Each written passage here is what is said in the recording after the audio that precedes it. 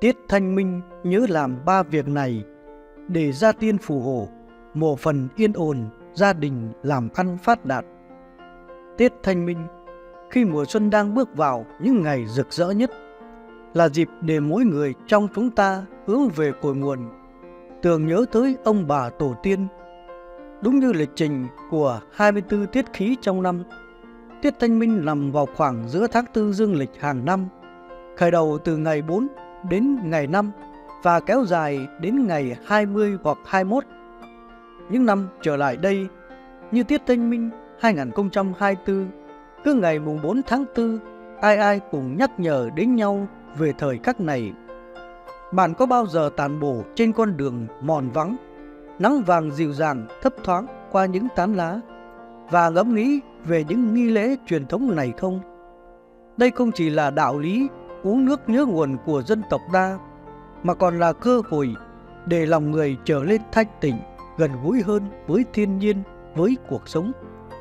Theo truyền thống, trong những ngày thanh minh này, gia đình họ hàng quy tụ lại, cùng nhau đi viếng mộ tổ tiên, dọn dẹp mồ mả và cầu nguyện cho những người đã khuất được siêu thoát trong ánh sáng vĩnh hằng. Cảnh tượng bình minh ngày đầu trong lành, không khí trang nghiêm, xen lẫn tình cảm ấm áp là hình ảnh không thể nào quên trong tâm trí của mỗi người dân Việt Nam. Ngoài ra, để vận hành may mắn, bản thân mỗi chúng ta cũng nên thực hiện những việc theo phong tục như trồng mới cây cối, thả cá xuống sông hồ hoặc làm sạch nhà cửa, để cả vật chất lẫn tinh thần đều được vui vẻ thuận lợi và phôi pha với sự tái sinh của mùa xuân. Năm nay, bạn dự định sẽ làm gì để đánh dấu thời khắc tâm linh này? Có lẽ là một cây mới trồng trong vườn nhà, hay một chuyến đi thăm mộ phần tổ tiên cùng gia đình. Dù làm điều gì đi chăng nữa, hãy nhớ rằng chúng ta đang giữ gìn một truyền thống văn hóa đặc sắc, đồng thời cũng là cách để chúng ta kết nối với nhau và với cội nguồn của mình. Dưới đây là 3 việc nên làm vào dịp lễ Tết Thanh Minh. Tạo mộ ông bà tổ tiên. Khi nắng hạ qua đi, những cơn gió mát ùa về, báo hiệu mùa thanh minh sắp tới. Đây là lúc lòng người xa xứ bồng trùng xuống, nỗi nhớ ông bà tổ tiên khắc khoải dâng cao. Biết bao gia đình từ khắp nơi trở về quê nhà, nơi tấm lòng biết ơn được thắp lên bằng những nén hương thành kính trên mộ phần tổ tiên. Người Việt ta có câu uống nước nhớ nguồn, và thật vậy, việc tạo mộ không chỉ là nét đẹp văn hóa truyền thống, mà còn là dịp lễ để mỗi chúng ta thể hiện lòng thành kính. Chúng ta cùng nhau quét dọn, trùng tu, làm mới mộ phần, gửi gắm vào đó sự tri ân sâu sắc tới những người thân đã khuất. Qua sự chăm sóc mộ phần, mỗi bông hoa cắm kỹ lưỡng, ta như đang lắng nghe câu chuyện của những đời xưa. Đối với những gia đình không thể về quê được, việc tự lập mâm cúng và thắp hương từ xa, còn gọi là cúng vọng, cũng chứa đựng tinh thần tương tự, một cách chân thành, ghi nhớ và tri ân. Đặc biệt, việc tạo mộ không chỉ giáo dục ta về đạo đức, mà còn là cơ hội để truyền đạt tới lớp trẻ trách nhiệm và mối liên kết mạnh mẽ với dòng họ. Mỗi lần chứng kiến hình ảnh con cháu đắp lên mộ, chăm chút từng bông hoa, ta thấy rõ một bài học sâu sắc. Người biết ơn là người biết trân trọng cuộc sống, mở rộng trái tim và cảm thụ sâu sắc những giá trị tốt đẹp nhất. Những hành động ấy không chỉ là thể lệ, mà chúng như những hạt giống gieo vào lòng người những niềm tin về một thế giới đầy khát vọng và những tương lai tươi sáng. Bạn đã sẵn sàng để giữ gìn và truyền cảm hứng này chưa? Hãy ngừng lại một chút, suy ngẫm và hành động cùng gia đình mình. Tạo mộ ông bà tổ tiên không chỉ là nghề cử tốt đẹp, mà còn là biểu tượng văn hóa đong đầy tiềm năng để ta dệt nên những câu chuyện ý nghĩa và truyền cảm hứng sống cho nhiều thế hệ. Dọn dẹp nhà cửa, bàn thờ. Khi nhắc đến Tết Thanh Minh, ta không chỉ nghĩ ngay tới việc tạo mộ, mà còn là dọn dẹp nhà cửa, sửa sang bàn thờ, những việc làm đậm chất nguyên bản của người Việt như một lời nhủ thầm về một khởi đầu tươi mới, hòa mình cùng thiên nhiên và vũ trụ trở lên trong lành và sáng trong hơn.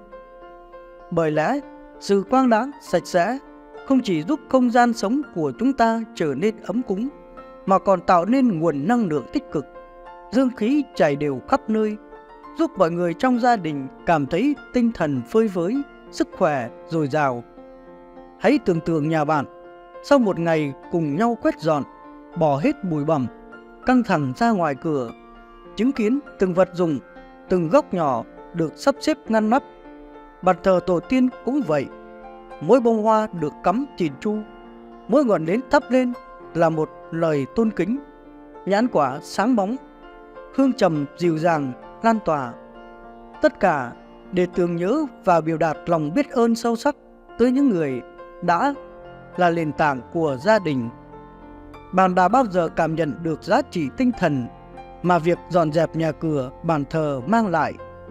Những việc làm tưởng chừng như bình dị ấy chính là cầu nối giữa quá khứ và hiện tại, nặng tình với đời sống tâm linh cũ của người Việt. Năm nay, khi Thanh Minh về, bạn dành một chút thời gian cùng gia đình dọn dẹp, tạo nên một không gian thanh khiết. Đó chẳng những là dịp để hoàn thiện những công việc nhà, mà còn là việc làm tôn vinh và giáo dục lý tưởng sống cho thế hệ sau này. Hãy thử và cảm nhận sự khác biệt mà những hoạt động tốt lành này mang lại cho tinh thần và cuộc sống của bạn. Làm lễ cúng Tết Thanh Minh. Khi tiết Thanh Minh về, không khí se lạnh của mùa xuân còn vương lại, mang theo nét trang trọng của ngày lễ cúng tổ tiên. Vào khoảnh khắc này, mỗi người con Việt, dù ở xa hay gần, đều hướng về cội nguồn với một nghi thức tôn kính, giản dị và sâu sắc. Bạn còn nhớ câu chuyện về một người đàn ông, người giàu lòng hiếu thảo, đã từng kể về thời thơ ấu dưới mái nhà nhỏ. Mỗi độ Tết Thanh Minh về, ông cùng mẹ dậy từ tờ mờ sáng, tận tay chuẩn bị mâm cúng. Mâm cúng không cần phải cao cố đầy, chỉ cần tràn đầy tình cảm và những lễ vật cơ bản, nhưng đều chứa chan tình cảm và lòng thành kính ông dành cho bậc sinh thành. Chúng ta không nhất thiết phải có mâm cỗ cầu kỳ, nhưng ít nhiều cũng cần những điều cơ bản. Như thể khi dọn dẹp phần mộ hay bàn thờ gia tiên, ta không chỉ xóa đi bụi thời gian, mà còn mở ra không gian cho những linh hồn cao quý trở về. Hương hoa, ánh nến, tiếng kinh cầu, tất cả hòa quyện làm lên nghệ thuật tế lễ, khiến trời đất như nhuộm màu linh thiêng. Sau khi sắp xếp sạch sẽ, mâm cúng đặt trên phần mộ hay gia tiên đều là nơi gửi gắm niềm biết ơn sâu sắc. Xôi gà, canh măng hay những món xào là những món ăn truyền thống không thể thiếu trong dịp này. Đối với những ai theo chay, một bữa cúng chay cũng thể hiện lòng tôn kính không kém.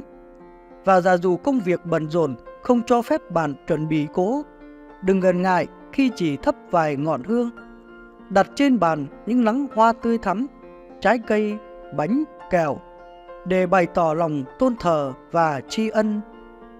Chốn linh thiêng ấy, hãy gọi linh hồn người khuất đến tham dự, cùng hưởng không khí Tết Thanh Minh với con cháu. Mỗi lần tế lễ như thế, không chỉ là việc làm mang tính truyền thống cổ truyền, mà còn là cách chúng ta gắn kết với nhau, hiểu về trách nhiệm và đạo lý sống cao đẹp mà tổ tiên đã dày công dạy bảo. Bạn thấy đấy, buổi lễ cúng Tết Thanh Minh không chỉ thể hiện lòng kính trọng, mà còn chứng minh sự sẻ chia và yêu thương. Vậy mùa Thanh Minh năm nay, bạn sẽ làm lễ cúng như thế nào để tỏ lòng thành kính đến tổ tiên? Hãy chia sẻ với chúng tôi và cùng nhau giữ gìn những truyền thống tốt đẹp này. Những điều kiêng kỵ nên tránh dịp lễ Tết Thanh Minh. Trong tiết Thanh Minh, ngoài việc đón nhận những điều tích cực, người xưa cùng truyền đạt những quan niệm về kiêng kỵ để giữ gìn vận may. Điều này không chỉ đơn giản là tín ngưỡng, mà còn chứa đựng ý nghĩa sâu sắc về sự tôn trọng và cảnh giác trước vận mệnh. Có lẽ bạn còn nhớ câu chuyện người hàng xóm của gia đình, dù đã 80 tuổi nhưng vẫn giữ gìn tập tính kiêng kỵ của người xưa. Vào ngày Tết Thanh Minh, bà không bao giờ cắt tóc, mái phủ trán hay mua giày mới, vì bà tin rằng đó không chỉ là cách để giữ lấy vận mệnh, mà còn là cơ hội để nhìn nhận những giá trị văn hóa truyền thống và kinh nghiệm đời sống. Tần suất của lễ kiêng trong Tết Thanh Minh không còn quá phổ biến như trước, nhưng những giá trị của chúng vẫn còn đọng lại trong tâm trí nhiều người. Việc áp dụng những kinh nghiệm truyền miệng này vào cuộc sống hiện đại không chỉ thể hiện sự tôn trọng đối với truyền thống, mà còn là cách để khám phá và suy ngẫm về bản chất của những thông điệp ẩn sâu đó. Nhiều phong tục kiêng kỵ trong các dịp lễ có còn đáng được giữ gìn hay không? Trong văn hóa truyền thống người Việt, quan niệm về lễ kiêng có vai trò quan trọng, đánh dấu sự tôn trọng và cảnh giác trước những biến đổi của vận mệnh. Bạn có nghe câu chuyện về người hàng xóm của gia đình chúng tôi? Dù là người hiện đại nhưng vẫn rất tôn trọng truyền thống. Mỗi khi đến dịp khai trương, cô luôn chú ý tới những quan điểm này và hình dung rằng những việc tránh như động thổ, mừng thọ trong dịp này không chỉ mang ý nghĩa cổ truyền mà còn hòa mình vào phong tục tâm linh của dân tộc. Nhìn từ góc độ nhân văn, những quan điểm này không chỉ đơn thuần là việc nhận biết văn hóa, mà còn góp phần tạo dựng một xã hội tôn trọng những giá trị truyền thống. Việc áp dụng những quan niệm truyền miệng vào cuộc sống sẽ giúp tạo ra một cộng đồng văn minh, xây dựng một nền văn hóa đậm đà đặc trưng, và nhằm mục tiêu nhận thức và tôn trọng những nét văn hóa truyền thống tốt đẹp của dân tộc.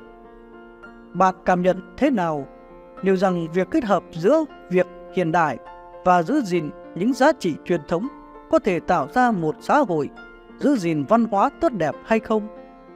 Tết Thanh Minh mang đến không chỉ là nét trang trọng và tôn nghiêm trong nghi lễ cúng tổ tiên, mà còn là cơ hội gắn kết gia đình, nhắc nhở về nguồn gốc và những giá trị truyền thống quý báu. Những hoạt động truyền thống trong dịp này không chỉ là để tôn vinh tổ tiên, mà còn là dịp để mỗi người chúng ta nhìn lại chính mình, nhận ra giá trị tình thân và lời dạy của ông bà cha mẹ. Những ký ức về Tết Thanh Minh sẽ mãi mãi là những dấu ấn quý giá, không chỉ trong ký ức mà còn là niềm tự hào về nền văn hóa truyền thống của dân tộc. Chúng ta hãy giữ gìn và truyền những giá trị này cho thế hệ sau, để họ cùng hiểu và tôn trọng những nghi lễ ý nghĩa này, đồng thời đặt ra những phong cách sống tốt đẹp, nguyên vẹn. Tết Thanh Minh không chỉ là lễ hội mà còn là cơ hội để chúng ta gắn kết và trân trọng những giá trị văn hóa của dân tộc.